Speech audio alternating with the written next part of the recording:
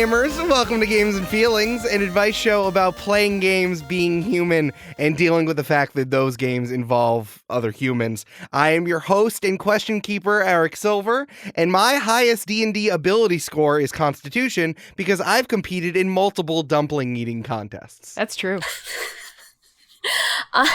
Hello, I'm Jenn De La Vega, and my highest D&D score is, I don't know, because I don't play D&D. I play Shadowrun. No. Okay, so what is your highest Shadowrun ability score? My highest Shadowrun score is willpower, because I'm a scary, powerful water witch. Ooh. That's fair. That's very fair. Also, I heard that your highest Shadowrun score is knowing how to use a calculator for an extended period of time. I have formulas in my spreadsheet, okay? Hi, I'm Julia Schifini, and my highest ability score in D&D is not strength, which is surprising. You didn't say what it was. You said it not what it was. It's not strength. You would think that it is strength. It's not strength. Got it. From the entire vibe and all of the characters I play, it should be strength, You would think. but it's not. Well, thank you so much, both of you, for coming. We're going to answer some advice questions about games all over the gaming spectrum. I heard you two like games. Is that correct? You called me a gamer in the intro of this, and I was like, oh, am I? Oh, no. I don't know if I've ever identified myself as a gamer, but I think I would say yes now. That's fair. We're going to have a long discussion about the ethics in gaming journalism after this. Oh, So just boy. mental queries. Should we got more qualified people than us? Ooh. Well, our first segment, we're going to look into some NFAQs, some not so frequently asked questions. I'm going to ask you both one question that you are very, very knowledgeable about that I think might be helpful to the gamer community. Gamers! Jen, let me ask you a question. Yes. You spend quite a lot of time at Wonderville, which is the Brooklyn home for independently made arcade games. It is half bar, half artcade, which is very great. Thank you so much to whoever wrote that on the website for Wonderville. And your job is curating the hot dog program. Yes.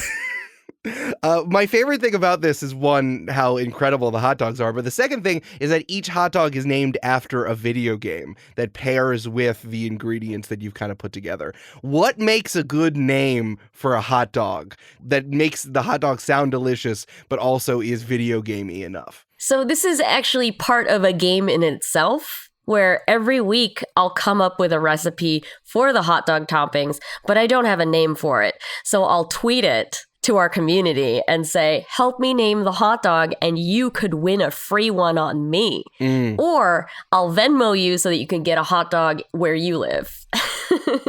And so I would say that the ones that get the most attention are like game puns and portmanteaus. What do you mean portmanteaus? What are we putting together? It is like food plus video game character name that's being smushed together? Yeah, and it spanned all sorts of games. So Wonderville hosts a spectrum of independently made games, but all the references to the hot dogs are from old games, tabletop games, movie game references. It's all over the place. For example, the last hot dog is called the Belmont because it has tons of garlic in it, like from Castlevania. My favorite mashup name was Pancit at the Disco Elysium. Jesus Christ, there's a lot That one's a happening mouthful. So pancit is a Filipino noodle dish that I, stir-fried and brought as a topping for the hot dogs. I believe the person who came up with that was named Chris Hernandez.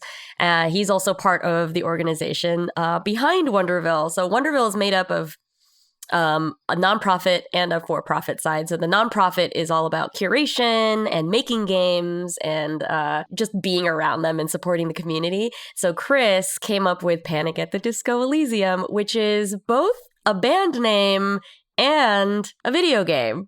So incredible. We love those kinds of smart hot dog names. I can only imagine the number of exclamation points at the end, because it's both an exclamation point for Panic at the Disco, but also telling us that there's a quest here and we need to go talk to them at the end. Yeah. Like other examples of the Mango Kazooie. That's so good. Really So good. good. That one's a mango chutney dog. We also have the razor leaf, favorite Bulbasaur attack.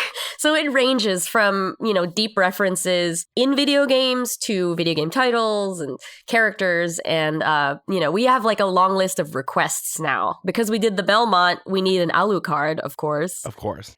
That's a hot dog, but you spell it backwards. Oh, that's such a good idea. It's just a regular hot dog, but you just refer to everything. All of its ingredients are backwards.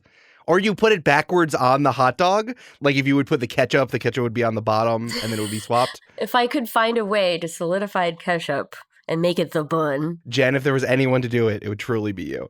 I will say, I got really into during the pandemic kind of like the molecular gastronomy. And I really like the idea of being able to turn things into caviar, weird, little bobas almost. And I'm like, can you do that with ketchup? Spherification. Yes. Yeah. I'm usually not into molecular gastronomy because my computer can't handle 60 Wiley Do frames per second. Bang! Woo! That was a deep fucking reference. That's pretty good. That's a deep New York cut. That's very good. That only people who love both Top Chef and video games this much are really going to get in there. So, Julia, you've heard of the game Hades, right? I've dabbled. For those of you who don't know, very popular game of the year from, time means nothing. I want to say last year. Who really knows? It was that pandemic time. And it was based around Prince of the Underworld escaping from Greek mythology hell, basically. And also all of the gods were super hot. It's true. So hot. So hot. Is there something that future game developers should take from Hades if they want to use mythology as a basis of their next game? Yes. Two things that immediately pop into mind. Gods are basically just archetypes. So you can apply any archetype to any god or translate that into anything. So making, for example, Hades makes Dionysus into just a dude bro party frat boy. And that's fine because that is what Dionysus would be in the modern age. You know what I mean? And I feel like people are afraid of oh, well, if we're going to be taking from source material, we have to make sure that it's correct. And I vaguely remember stumbling upon some bullshit Hades discourse where someone was like, well, it's kind of weird because when you think about it, in the video game Hades, Lord Hades is married to his cousin. And I'm like, yeah, guys, that's what Greek mythology is. They're all married to each other. It's just you can't apply the same modern purity to Greek mythology or mythology in general. Sure. The second thing is mythology is gayer than you realize, and it's totally okay to make all the things gay. And so Hades does a great job with that. I want more video games to make things very gay. I gotta say, when I found that out in game, I was under my blanket ooh. I hugged a pillow. I was like, oh, goodness. Oh, also, this is a complete other aside. Let me romance more than one character and have end games with more than one character. It's bullshit that games make me choose when I have romanceable characters. No, I want everyone. Let me be the completionist that I am, especially in romance. Yeah. Don't make me feel like I made a wrong choice. Because it's not a wrong choice. Mm-hmm. I will say The Witcher really puts that, hammers that home. If you try to romance both of them, then they what do they tie you up and then they team up hate against you, yeah. Yeah, which is cool in a different way. If you're going to do that, at least make them John Tucker Must Die you. Yeah. I also think that, Julia, you're touching on something in your first response, is that especially if you're going to do the fucking classic mythologies, if you're going to go back to the well of Greek, Roman, Norse mythology, do something else with it. Go do something else, explore a different mythology, which I highly suggest you do, and learn it, understand who the gods are. Don't just half-ass it like you're doing with Egyptian mythology. I fucking see you, Ubisoft. I see what you're doing. If you're gonna learn a set of gods that people don't know, make that as clear and exactly what it should be as possible. But if you're gonna go back to the same classic well, do something else. Right. And also, keep in mind, even the Greeks couldn't agree on stuff, you know? Like, different poets were saying different stories and different tales. Like, there's like 20 different tales of, like, I don't know, whether or not Persephone went down to the underworld voluntarily or if she was stolen away. And like, no one's going to agree on what the actual canon is. So you might as well do something interesting with it. Hell yes. Wonderful. All right. Do y'all want to get into some questions? Hell yeah. Let's do it. Let's do it. Here is our first question. This comes from a Wash in Choice in Albuquerque. He, him pronouns. I enjoy many an open world game. However, there are time periods when I boot up my Skyrim or my Pokemon Legends Arceus or even my Animal Crossing and just feel kind of paralyzed by choice. I lose motivation to play the game because there's so much I could do, but that I can't get it up to decide what to do. How do you deal with open world fatigue and getting back to actually having fun? Ooh, open world fatigue. My number one is that I never do the main quest. Never. Yes. I avoid that at all costs. Like, main quest is always very, very last for me. But sometimes what's so beautiful about open worlds is that you can just walk around. Like, I watched a video about how taking a stupid little walk helps your mental health. Why don't you just take a stupid little walk in Skyrim? And then see what you stumble across. Right? I also get choice paralysis with a lot of open world games, which is why I typically don't. I'm very choosy about the open world games that I play. I need structure in order to play my game. I need them to be like, all right, well, here's a map. Here are like 3 things you could do on that map. Now you can choose. But if I like wander into a game and they're like, go nuts, guy, no map, no quests, find it yourself, I just can't do that. Only vibes. You just got to use vibes. I can't use vibes. I need plans. Are y'all hoarders in these sorts of games? I am, because I truly cannot stand inventory management. So I'm just like, if you're making inventory management the only way that I can like level up or beat the next boss, I'm like, well, I'm done with this game and I'm not going back to it. Yeah. I always sell stuff. I'm not as allergic to inventory management as Julia is, but then like I do the opposite thing, which is where I'd rather have dollars, or if your dollars and experience points are the same, I'd rather have that than like the 5,000 swords that I have, because I always just end up maining a weapon or some sort, or my armor, and then I'm like, I don't need this. And of course, if I want to change, I'm like, fuck, I should have held on to that. Yeah, my 2022 mantra is use your inventory. So pretty much all long-term games that I'm playing, even on tabletop and in open worlds, and even my freaking pantry in my kitchen, I'm like, hey, let's just use up all this stuff we haven't touched in a while and see what other new stuff we can make room for. And even just spending the time doing that, you know, doing your Marie Kondo of your inventory is pretty helpful, because then you're going to be like, wait a minute, I've never tried this before, or I've never tried leveling up my alchemy, or I've never tried fighting with this thing. Maybe I should get good at this. And that usually helps me decide if I want to pursue something or not. I mean, that's another example of choice paralysis, right? Is like you hold on to certain things in your inventory because you're like, I never know if I'm going to need that, especially in like D&D, where I'm like, if it's a one-use item, I'm going to save that until like the very last minute, because I never know whether or not I'm going to need that later. Yeah, and that's the thing. Those kinds of items are like, they have the tag on them. They're going to tell you, like, this is the one sword you need to beat Ganon. This is the master ball. Everything else literally is disposable and can be replaced. Absolutely. The thing that I struggle with a lot, and I think this has happened to me in Elden Ring, which is the main open world thing that I'm dealing with right now, is that like, I had to find intention. Like, how do you stumble into the thing, which is like, this is what I'm going to do today? Sometimes I think about if I could just go onto a website that was like, here's some hot shit you can do if you feel stuck on this game. I wish I could have that is just like, go here and then finish this quest line. Yeah. Like, how do you find the thing that is going to pull you to like let you pour 4 more hours into this open world game? So I've been replaying the Sony Spider-Man game recently. And I find that like, if I'm going to open up that game, and I have like, I'm doing that thing where where it's like the final boss battle is imminent and I'm just like, I'm going to do all the side quests right now.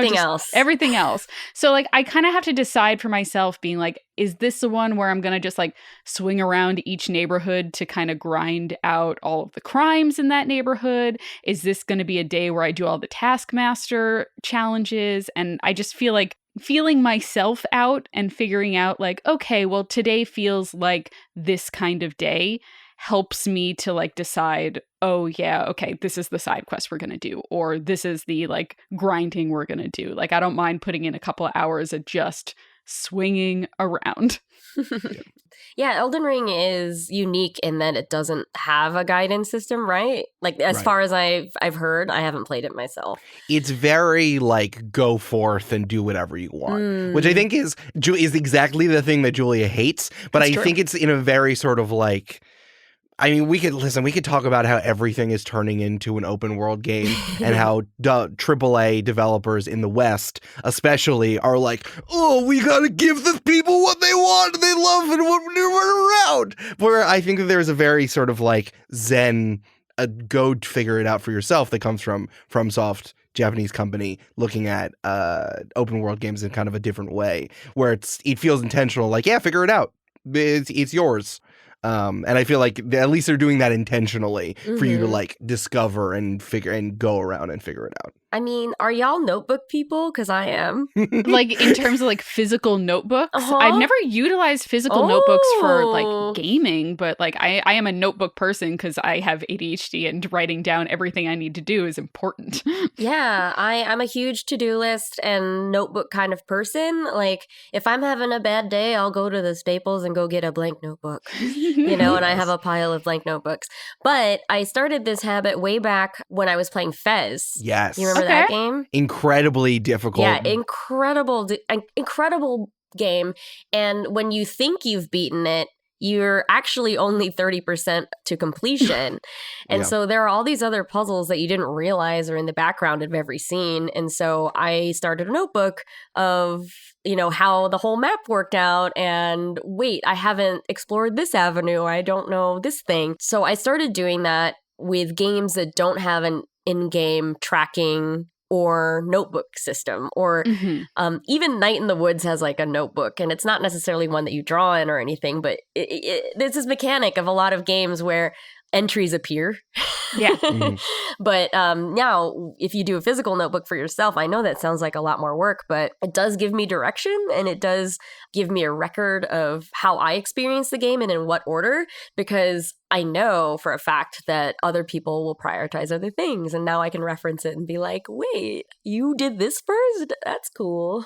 I'm so curious as to why certain games don't include kind of notebook or history mechanics in their games, because like no one, and I shouldn't say no one, but most people are not sitting down for 12 hours to play this game and like maybe complete it. Most people are like doing it at a couple of hours, maybe 1 or 2 hours, and then check back in like when they have more free time. And so I need to know where I left off, you know? Yeah. It's silly to not include that.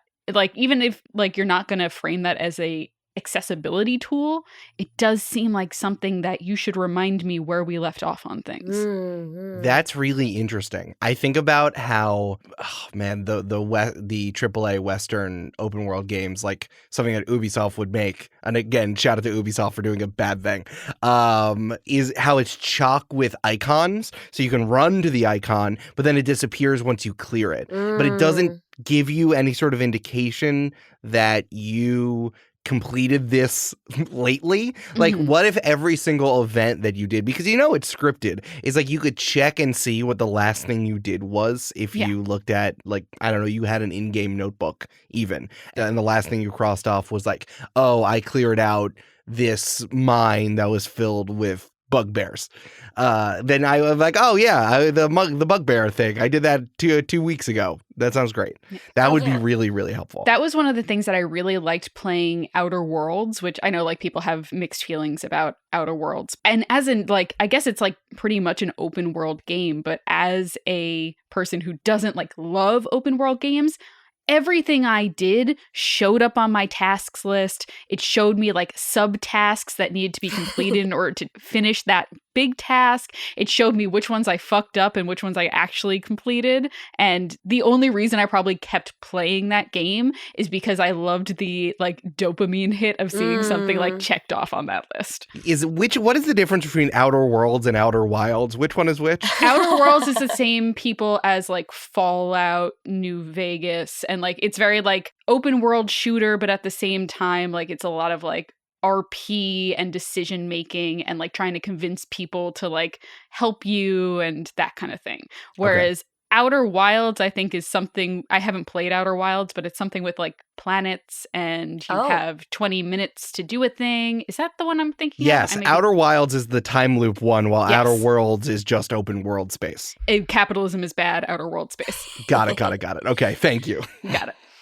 Going back to The Witcher 3, they did something that I don't think many games do because I think of file size. It's probably too much to like do every time. But when you did come back to the game, they would replay some of the cutscenes or be like, you know, you have just gone through blah, blah, blah. Just like a GM's quick overview, like the big swings of what you just completed. And it'd be rad if it was more granular than that and really specific to your journey. But I know that's not an open world game.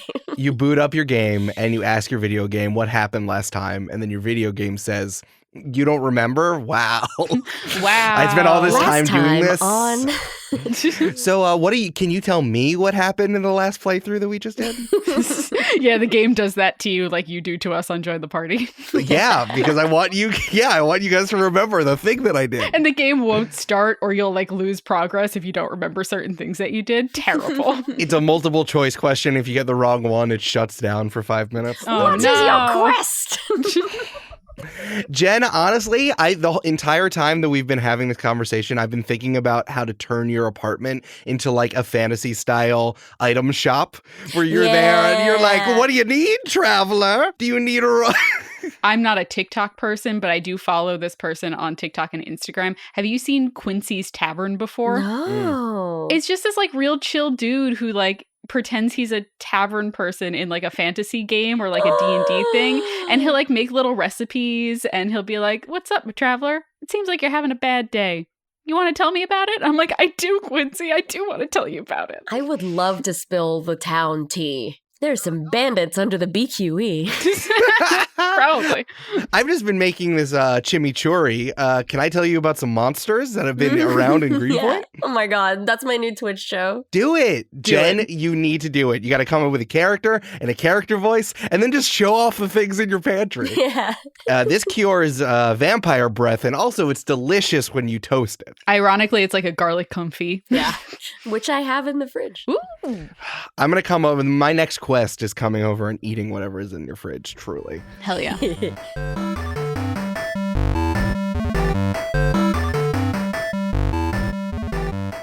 Hey, it's Eric, and welcome to the Snack Break. I'm eating peanut buttered pretzels from Trader Joe's, the salted ones. It's dangerous. I'm going to eat the whole bag, and I told Amanda not to get them, but she did, and now I'm eating the whole bag, because I know myself, and I'm eating the entire bag. Thank you, everyone who has been on this journey with us in the beginning of Games and Feelings. This is episode 4. It feels like the show has been up forever, and I'm just so thankful. So please keep telling people about the show. The best way to grow any podcast is through word of mouth. So tell anyone who loves games or advice shows that this could be their new favorite podcast. Hello to our newest patrons, Allie, Lotta, Megan, Katie, and our first producer-level patron, Polly Burridge. Thank you so much, Polly. You're all incredible, all of you new patrons. You gotta make sure to hop on the Patreon at patreon.com/gamesandfeelings. Here are the 2 big things to need to know.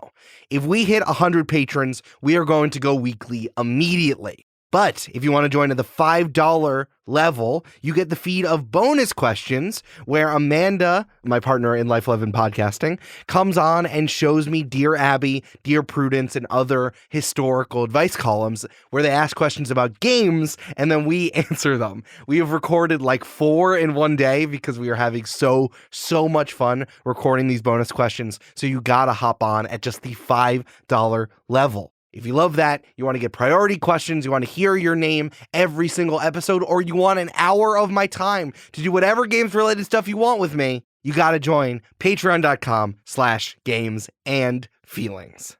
We are sponsored this week by Multitude because it's the best time of the year. It's Multitude Survey Summer.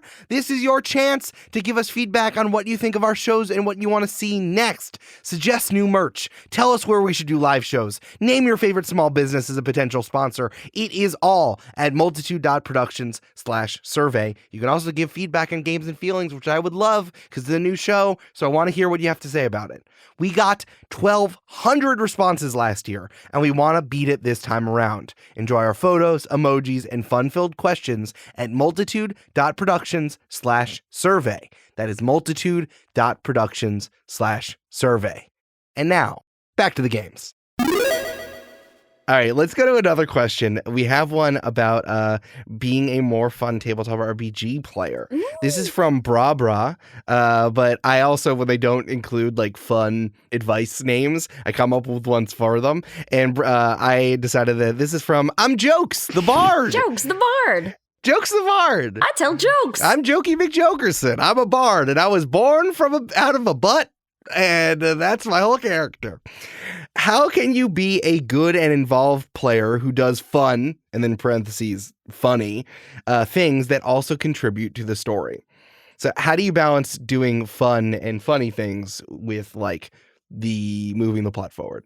I think you just have to figure out how your character would respond to situations and then embrace that wholeheartedly. You know what I mean? Mm-hmm. Like I was explaining to my husband the running joke on Join the Party about St. Peter and Anubis, which for listeners of this show, if you haven't listened to Join the Party, hey, you should do that. But also in our universe, Anubis is the god of death, and that's the only afterlife, and everything, all the other religions are wrong.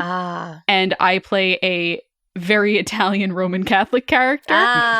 So when he suggested Anubis is the god of death, I immediately was like, you mean St. Peter, right?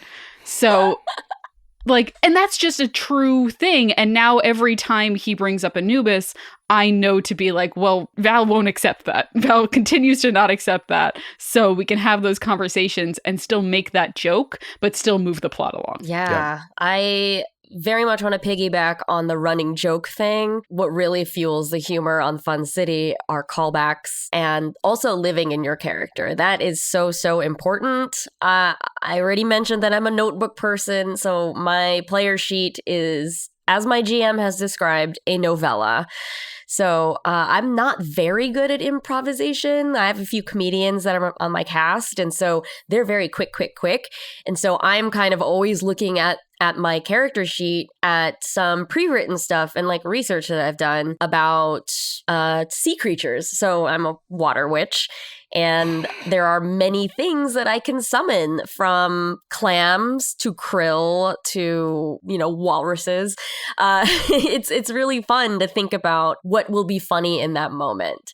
Like, we were in a very cramped space, and I'm like, I'm going to summon something to help us. And I summoned like a very, very large water buffalo in a small cramped space. Naturally. And that really, drove a lot of the next actions and reactions from everyone else. That's also so funny that you summoned a water buffalo as a water witch, because it's like, that's so tangential related to your aquatic thing. It's so funny. Also, to that point, what is the race of your character? And for those of you not listening to Fun City, you should. Shadowrun is not that scary, but it's set like a kajillion years in the future, and it's like neo-futurist, and also there's a lot of other stuff going on. So like you're like a lizard person.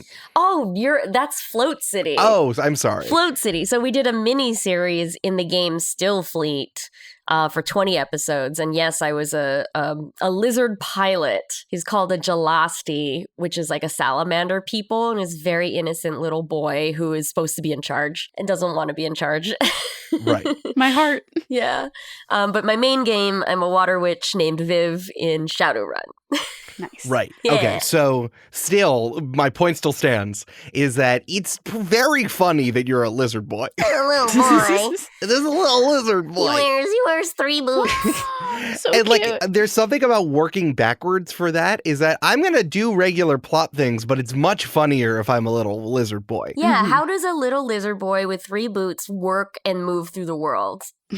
Like 2 on the feet and 1 on the tail. Naturally. And so I had a running joke about the brands of ancient like shoes, like Oogs Oh my God. Yes. and Cousins, which are Crocs. That's Yeah, extremely funny. I It's very, know. very good. I loved it. But I also drew from what we were talking about mythology. There is an old tradition of when someone passes away, you take their shoes and put them outside. So that people know that that's happened. And so there's a scene where it's not funny, but it really solidified. This lizard really worships shoes. This is very important to this lizard. And that symbol was just really meaningful in the game. And it was really amazing. I love that. I love that so much. Mm-hmm. I'm going to backtrack slightly because you were talking about like working with comedians, having comedians at the table, and then being very quick with improv. Yes. I think that as a player, improv your heart out, but also remember the things that you improv and write them down. And then Yes. those create like character moments later. Mhm. And you have the ability to like do callbacks and stuff. Like, for instance, my character is a dog walker. So anytime I mentioned a dog name, I wrote it down so I could remember to mention like Bruiser and Charlotte and Mitzi. Oh, I love Mitzi. Mitzi Yeah. was huge. I do this with all the spirits that I summon. So Exactly. yeah, there's Fluffy, there's Albaforth the lobster, Typhine the Undine. Yeah. I love that. I think that there's something very funny. I'm remembering this Tumblr post that I saw that was like, there are 2 types of campaigns that go only one way. There is, you start out super serious or like it's Lord of the Rings, and then it becomes super silly. It's like, I am Legolas and I'm going out and I'm going to save the kingdom. And it's like 30 sessions later, the fluffy butt monster comes and it kills all of you, but you all jump out of trampolines and it's all wonderful. And then the other one is that you start out being like, I'm Butts McGee, the halfling. And then 30 sessions later, Butts takes his love's face into his hands for the final time, and they kiss and they feel their souls intertwine in this life and in the next one. And I think I'd rather always stick with the second one, Yeah. is that you start funny and then you find the emotion in there. So if you're worried about that balance, it's like, be goofy to begin with, and then as the plot gets going, follow the plot. And then that's everything we're saying. Is like all the jokes you made in session 5 or in session 1 will then become really emotional callbacks in session 25, which is exactly what you just said, Jen, about the boots. As someone who is DMing for the first time, and I've told Eric a little bit about this campaign before, but I have 3 players, like 2 have like very serious, grim, dark backgrounds. And so naturally, and like that's not really the game that I want to play. Just like Eric said, I want to play like a goofy, fun one where their emotional stuff will sneak up on them later. So like naturally, the first thing that I did was these 2 like real grim, dark characters. I'm like, here's some teens that you've now adopted. They're dorks. Take care of them. I was like, I'm gonna make you care about these goofy characters. Good luck. Yeah, I love that. That's so funny. Like, we played a one-shot of Morkborg. I don't know if you've played this. No, what is that? It's very death metal vibes. But one character was given a talking horse who, when you ask it for advice, would up your perseverance score or perseverance roll every time you tried. I'm just imagining talking to the horse being like, oh, horse, we're really in it now. Yeah. And it really led to some really great moments, because what if we were in a bar? Where's the horse? Are you going to lean out the window and yell at the horse? Naturally, that's We're what on you a do. sunken ship. Where's the horse? Can the horse hear you through water? No. It's got a little scuba suit on. Oh, that's adorable. I love that so much. It's on some driftwood.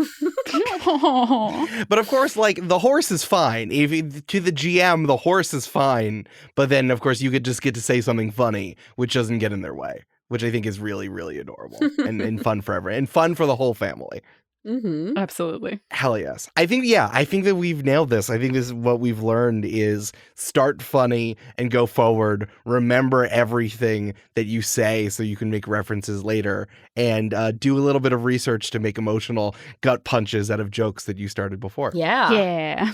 Hell yes. Well, I hope that helps you, Jokes the Bard. And you can be jokey and also help the story go forward. And also be Eric's least favorite class. Okay, all right. You know, here I this is what's clear to me, right? Role-playing games.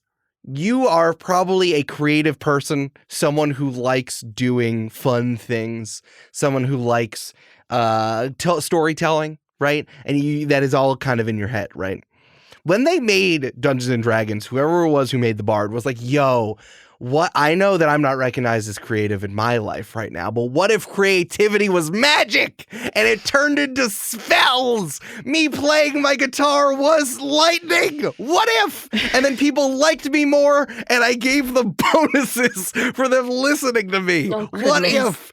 It's such like it is whoever created it was like, this is my Mary Sue. I'm putting this in that creativity is magic and powerful. So everyone who likes playing bards, I'm telling you, you are already playing a creative thing. You don't need to play the bard. You could just play a guitar and also have different types of magic. You don't need it. But then what if my guitar could do magic? I don't want to play guitar for no reason. Yeah, that's stupid. I only want to play a guitar if it convinces people to do things. True. You can be a big berserker and still know how to play the guitar. That's Exactly. What if you played a little ukulele and you were a big guy? What if? true. Yeah. What if like Storm Herald Barbarian, but also your guitar channels your rage? What if? And you're just not a bard. Listen, the other problem with bard is that bardic inspiration is one of my favorite mechanics It's so in good. the game, and it's locked behind. No, The but what if bard. my writing was also perfect? What if it was good? What if it was power? That's just my take. That's just how I feel. If you're playing a bard, God help you. Congratulations. That's great. But I'm telling you, there are so many others. There's a lot of other stuff, and you're already there. Maybe I just want to buff my friends, Eric. Have you thought about that? Maybe I just want to give them inspiration by like winking at them. I am glad I play Shadowrun. And in Shadowrun, we have things called teamwork tests, and you don't have to be any specific class to do that. Tight. That's true. You do need to have taken AP Calculus, unfortunately. That's true. No, I failed 4 times, so I'm really grateful to be able to play it. Yeah, but you know how to make calculations in spreadsheets, That's and I true. don't. That's true. pretty cool. That's a prize. That's a prize skill. When the apocalypse comes, the people who know how to use Excel are going to come up to the top. That's true. That's what I tell Amanda every night. That like, yes, your ability to use Excel is going to get us through the singularity. It's going to be very important. Look, I got a Mhm. pantry, a defensible second floor apartment, and Excel. Let's go. Survive in the zombie apocalypse. Here we go. People are going to be able to trade with you. You're going to be the barter center. Yeah. It's going to be that thing in in like those apocalypse movies where somehow it becomes the Wild West again and people are dancing like just a little bit in like skirts that only show their ankles.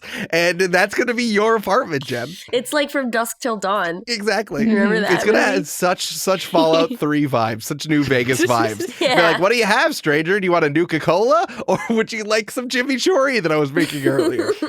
I want post-apocalypse chimichurri. Let's get back to a question. Let's answer a question very Yes. quickly, shall we? I have a question from California. Here we come. Ooh. What games do you like to play at the beach? I'm moving to LA soon from a landlocked existence and have not spent time at a lake, a river, or other recreational bodies of water. This can be either running around in the waves games or sitting down under umbrella games, but I need something to do when I'm at that sandy place. Oh, sandy stuff. I'm more of like a book and roll and write kind of person Okay. on the beach. Mm. I don't want to get sand in my devices. That's true. That's Or very my fair. crevices. So I really like this one called Voyages. It's a very quick roll and write. You roll 2 dice, and one is you can choose on a compass rose. On each directional point, there is a number associated with it, so you can choose where to go. And then the number of spaces is the next dice, and then what you can cross off as accomplishments in a menu thing below that. But I really love that game. That's very cool. Is it like a board game or it comes on like a pad or something? It's a printable. Oh, Oh. cool. A roll and write game, open sea adventure and exploration. Ooh, I'm going to check that Ooh. out. That's very cool. So you just need a pencil and some dice and a friend. It's 1 to 100 players, 20 to 30 Whoa. minutes. That's so many players. You and all the 99 beach babes at the LA beach. It's by Matthew Dunstan, Rory Muldoon, and Postmark Games. That's very cool. I've never heard of that before. Jen, I know you play a water witch. I am a water witch in real life. Awesome. So I spend a lot of time in the waves, asleep on a towel, or reading a book. But if I am like there with people and I want to play like games, one, I love something that you introduced me to, Eric, which is the draft pick game. Oh, yes. Fantasy drafting.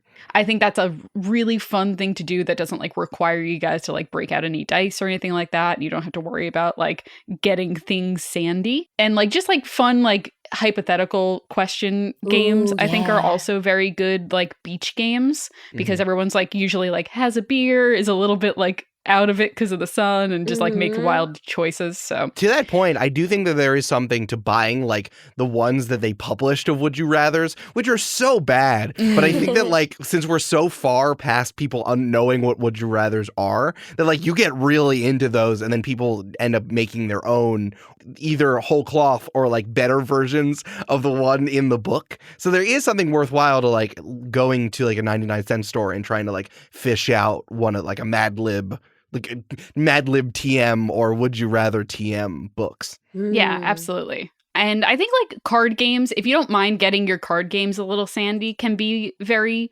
fun. And like Yeah. I'm not just talking like solitaire, I'm talking about like actual like card games. I played one recently. It was called Muffin Time. Hell yeah. It was a lot of fun. It's like very much like a card game where it's like the cards you have in your hand matter, but also like the things that are happening either around the table or like in the circle of those playing also matter. Like, for example, you can be like, all right, I have a action card that allows me to say that whoever is wearing the most jewelry right now has to draw 3 cards. And you're like, Ooh. you know, it's very interesting. Like I remember pulling that one, giving it to someone and then taking off all my jewelry before they could play it. But yeah, that's a kind of a fun style game that you can do. And there's a million, like literally Yeah. a million types of games like that you can bring to the beach. Yeah, I love all the low deck kind of games. Like Love Letter is on, it's only like 10 cards in the whole game. And what else? Like Coup. Oh, Coup is great. That one's also helpful because there's not a lot you have to put down for Coup. It's a lot. It's Right. like you only hold 2 cards in your hand at a time. There's like only a deck and then a discard pile. So if you need to put something somewhere, it's not going to fly away in the wind. Mm-hmm, Yeah. mm-hmm. Yeah, I'd be afraid of playing anything that had a large deck, like Dominion or Munchkin. Oh, Yeah, absolutely. And there's also like ones where you can split the decks too. And like it doesn't Mhm. matter that half the deck is missing. If you decide like I'm just taking this handful to the beach. I need to see the person who shows up with like 10 expansions of Munchkin. That Oh, would good be God. incredibly intense. That would be wild. What are the things that you did as a kid on the beach? Like dig a big hole? I was a dig the big hole. Yeah. I would do one with my feet. Like I'm sitting down in a stationary spot and I would kind of make a foothold Mhm. for as long as I could, and then the water would come in and make it go away, and then I would try again. That's adorable. I love that. I was a big body surfer kid. I still am. Like if I'm going to the beach, I'm going to body surf and the waves are good, Oh, hell yeah. Collecting seashells, counting Yep. seashells, counting birds. Mhm, Watching mhm. birds steal pizza from other people is hilarious. And not Yes. being that person. That's how you win. That's the game, is not being the person who gets screwed by seagulls. That's the game. It's like who has pizza and who loses the pizza. I've seen a seagull take a freaking like whole pizza before. That's really intense. I like the idea of seeing the seagull fly away with the pizza. though. Ah! Caw, caw. Speaking of the things that you do as a kid, I think that there's nothing wrong with just bringing a tennis ball and throwing it in the waves. There is, if you can look on Amazon, there are like beach or wave balls now that really skip on any sort of water. And you can also buy a few of them, so if they get lost in the water, it's not that big of a deal. But just like throwing a tennis ball or throwing like a water ball thing, buy it for like $5 on Amazon. I 100% recommend that. Frisbee was a huge one too when I was a kid. Oh, God, I have a Frisbee. I have no dexterity whatsoever, and I would drop everything. I was never really a Frisbee kid. The Velcro tennis ball, though. Yes. You remember those? The paddle that has the jagged end of the Velcro, and then it would stick to the ball. It's not the koosh ball, but it's like the same concept as the koosh ball. Mm-hmm. Yeah. Yeah. I very much came from like the beach is a place for me to jump and not get hurt thing. So like laying out for that stuff into the water is incredibly important. So I'm 100% on board with things that get wet and also are easy to catch so that I can look cool in front of the beach babes. Yeah. That's what we're all here for, is being hot to beach babes. I lured them in with voyages, and then I'm going to show them my sick layout tricks. Incredible. Wonderful. All right. So sometimes I get sucked into the internet and I realize that people need help there as well. So the final segment that we have here on Games and Feelings are queries from the internet. I cannot believe how echoey it was when I said internet. That was incredibly impressive. I have accessed the Yahoo Answers archive. Although Yahoo Answers is gone, there's still like an archive out there that like shows you like 10 questions at a time. Like you can't search the whole thing. It's very limited. So it feels like kind of like a gachapon of Yahoo Answers questions. But I found one that I think is going to be very important for us. This is a question from 15 years ago. This is from Melody. Melody? I hope Melody got her answer before this. I know.